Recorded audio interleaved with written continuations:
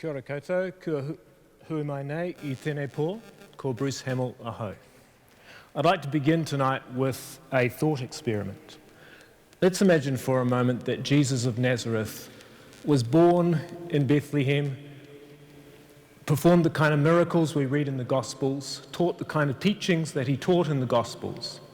But at the point in his life when he decided to turn his face to Jerusalem, he decided and said that his destiny lay with the lepers outside of the city, living in the dust by the road in the ghettos, abandoned and untouchable. That he went and lived with those lepers, that he died, contracted leprosy, and died a slow and painful death. He gave his life knowing he would probably die. He died of natural causes, and 3 days later God raised him from death. Now it's a thought experiment. It didn't happen. But it's the kind of thing I think that Jesus of Nazareth would have done. But if he had done it, here's the question. What difference would that make to your faith? Would you still have faith? Would there even be such a thing as the Christian faith? Now many of you will say yes, but I want to push back against that for a minute because I think that at the centre of the Christian faith is a clash between what we might call world and God. And the world, at least contrary to appearances, lost out, and something new was born to supplant it. Tonight I want to talk about the relationship between the crucifixion and the death and the world. The crucifixion of Jesus and the world. I want to try and show how the crucifixion of Jesus makes a difference, or might make a difference, to the world. Many think that it makes a difference to the afterlife, but I'm interested in the world. Now clearly, I'm not meaning by the world the whole of God's creation. I have no idea how the crucifixion of Jesus might make a difference to life on other planets or photosynthesis. I'm talking about the human world, the social world, and a particular aspect of it. Perhaps you're thinking, what do you mean by the world? Surely there are many worlds, the American world, the New Zealand world, the corporate world, the LGBT world, and so on. It's a good challenge. If we're going to talk about how the crucifixion of Jesus makes a difference to the world, we need to say something about what's universally human. A Jesus who makes a difference to things Roman and things Jewish, but doesn't make a difference to things Maori or things Papuan, is hardly going to be the kind of Jesus who matters to all of us.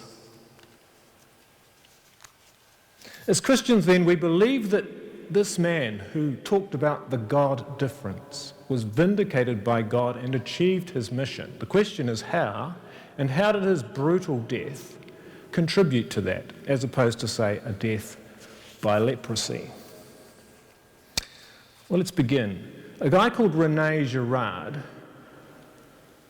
articulated what I think is a missing link in our understanding of the crucifixion of Jesus. Let me give you a brief summary of his thought. Girard says that the distinctive thing about the human brain is its enormous copying power. We process the world consciously, but before that even happens, we're already receiving information. Our mirror neurons are firing. We are imitating our environment, especially our human environment. So we do process the world consciously, but undergirding all of that is an unconscious process of imitating our neighbours. And Girard notices, before even the neurologists can demonstrate this, that this goes deeper than copying the things others do, like when you learn a skill. It goes close to our identity as human beings. We want what others want. We get our desires from our neighbours. Or to use a biblical term, we covet according to our neighbours. This is enormous. It suggests that we're a lot less individual than we think we are. But I want to take that in another direction, as Girard does. Imagine for a moment a group of children in a room full of toys. There's no scarcity, at least in theory. Before long, what happens? The children want what other children want. Inevitably, if the adults aren't exercising some control, there's conflict. The problem of having a big imitating brain is the problem of human violence. And what does that mean over the long-term history of humanity and of human evolution? It means that this imitating process means the violence will spread, will escalate, will be contagious. Either the human race learns to control violence or it dies out. So Girard notices something else. We may tend to be rivals, but from time to time we are united all against one. From time to time we find scapegoats. A finger is pointed, the gesture is imitated, and suddenly there is peace. One is sacrificed for the peace of all. We use violence to control violence. And it seemed such a mysterious transformation to our ancestors that they reenacted sacrificial ritual again and again, not necessarily with human beings, and again. So Girard asks, why is sacrificial religion so basic, so fundamental to the ancient world, more so even than commerce and agriculture? Because it deals with the fundamental issue of human survival and of human violence. The problem of violence is solved by a society structured by violence. So here's the idea. The world is violent. We build a society around our scapegoats, whether they be Jews or witches or gays or beneficiaries or African Americans, or even merely the kid in the playground with a speech impediment. This is something human across all cultures. And when René Girard looks up from his study of ancient anthropology and from his literary study of Proust and Shakespeare, he sees that at the centre of Western history and of our faith is a classic scapegoat. A lynching mob finds its unity in casting out someone who's different. At the centre of our faith is the epitome of violence, not the epitome, not just of murder, but of this social structuring process, a group united by its enemy and its victim. So that's René Girard in a nutshell. A few years ago, I was involved in writing a new creed for the Presbyterian Church, and I was very keen to include the phrase, "He died of our violence," to describe the crucifixion. It was the most controversial line in the creed. It got thrown out very quickly.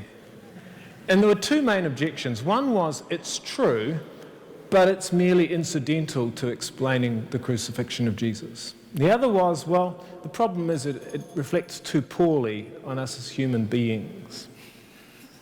Those are quite interesting objections, aren't they? On the one hand, something more important is going on in the crucifixion than addressing the violence of the world and creating a new world. And on the other hand, the world has problems, but they're not that bad, nothing that we can't solve with education and a little bit of encouragement. But in raising Jesus, God paints for us a much darker picture. The resurrection of Jesus is both an action of God and a word, a communicative act. God speaks to us in the voice of our victim. God says, "I am Jesus whom you are persecuting. I am in prison. I am hungry. I am naked." God says to us, "You are crucifiers." God speaks to us a word that we cannot tell ourselves. "You are world, and I am creating a new world, a new creation." This is a revolutionary word. A word with all the drama associated with that word revolution, and none of the violence. This is a word that the Spirit takes a lifetime to teach us to hear. So finally, in conclusion, let's go back to that thought experiment of the Jesus who died of leprosy. If we were to think of this as salvation of some kind, salvation by other means. Perhaps this could be construed by some strange algorithm as a payment of God to appease God's sense of justice. Perhaps by balancing the cosmic account book, or by transferring punishment onto some innocent victim. This is not merely some strange, very strange algorithm. It misses the whole point, or the key point, of the crucifixion. The most important thing about the crucifixion is the taking away of sin, and not merely the pardoning of it. You see, what the thought experiment does is that it reminds us that the crucifixion of Jesus doesn't just tell us about the beauty of God's life among us, the culmination of this life of compassion. It also tells us about evil.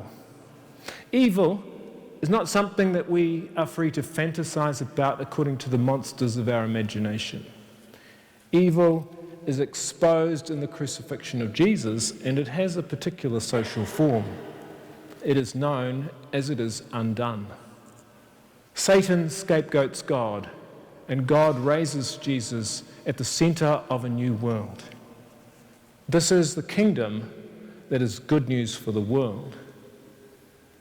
So what we traditionally call salvation then is primarily about peacemaking.